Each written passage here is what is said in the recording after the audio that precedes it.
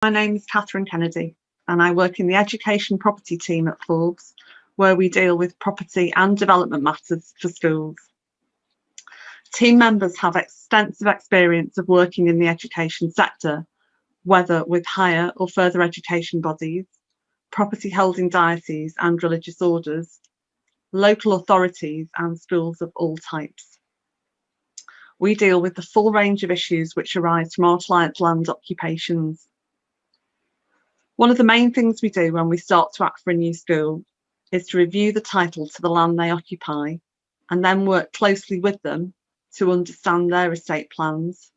from everyday management issues to strategic planning for the future.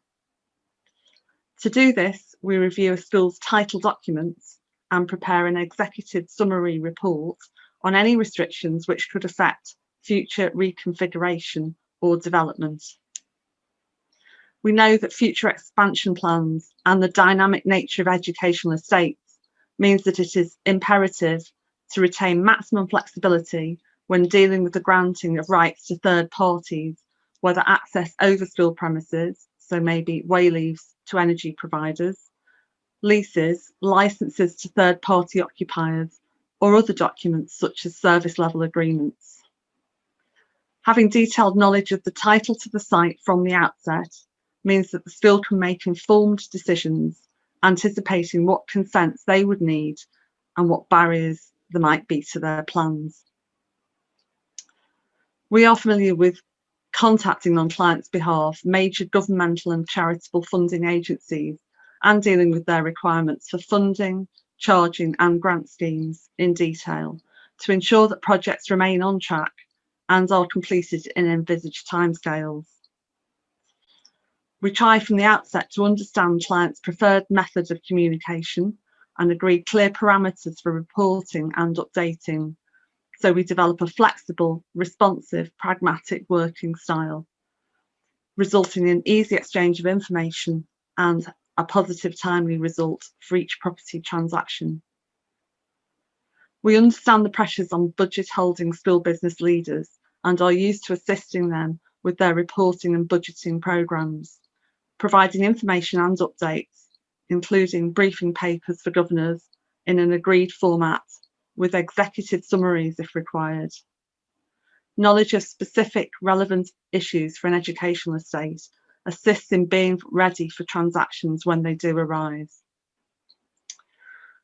Here at Forbes, we have extensive experience of acting for local authority schools and academies, acting for multi-academy trusts, diocesan bodies and single academies, specialist providers and independent schools of all types, as well as nurseries. We can deal with every aspect of academy conversion, trust to trust transfers, and then all subsequent academy property transactions. We liaise with the DFE and the EFA to obtain consents and funding and to agree PFI and BSF property issues. We deal with all steps relating to the development of a new building, so the full suite of development documents, development agreements, land acquisition if required, construction documents, warranties, advising on planning documents, utility agreements, and dealing with all funding arrangements and any legal charge. Recent queries that we've had have included boundary issues, access for development documents, but also a lot of COVID-19 queries on reconfiguration of sites and opening up new access routes for social distancing, as well as grants of leases for COVID testing on school car parks during lockdown. We are used to working on partnership arrangements, leading to the development and reprovision of facilities in innovative ways. We can also provide bespoke training to school leaders and governors on estate review and reconfiguration. And we can provide practical advice on pertinent considerations to be taken into account prior to embarking on a programme of school reorganisation. Team members have wide experience of having acted for local authorities, religious bodies, as well as banks, developers and institutional investors, which gives them an all-round understanding of the priorities of third parties in transactions and means that there is an initial assessment which is realistic of how the planned transaction may pan out and its likely outcome. The Forbes Education Property team are very pleased to take ad hoc queries you may have on your school site